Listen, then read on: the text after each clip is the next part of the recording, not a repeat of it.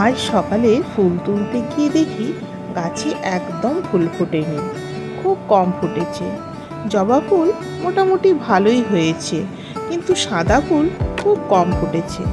বুঝতে পারছি না খুব গরম পড়েছে বলে ফুল কম ফুটছে। যাই হোক, ফুল তুলে এসে দেখি ছেলের পড়তে যাবার সময় হয়ে গেছে। ও টিফিন খেয়ে পড়তে বেরিয়ে গেল, আর আমিও স্নান করে পুজোটা দিয়ে দিলাম। এখন স্কুল নেই বলে যাই হোক সকাল সকাল স্নান করে পুজোটা করে নিচ্ছি।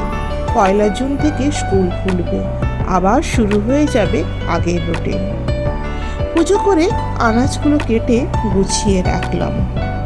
এদিকে মেয়ে দেখি আইসক্রিম তৈরি করেছে। আমিও সব কাজ সেরে একটু বেলা হতে রান্না করতে গিয়েছি। রান্নাও হলো, আর খাবার টাইম হতে আমি খাবার বেড়ে খেতে বসে পড়লাম সবাই মিলে।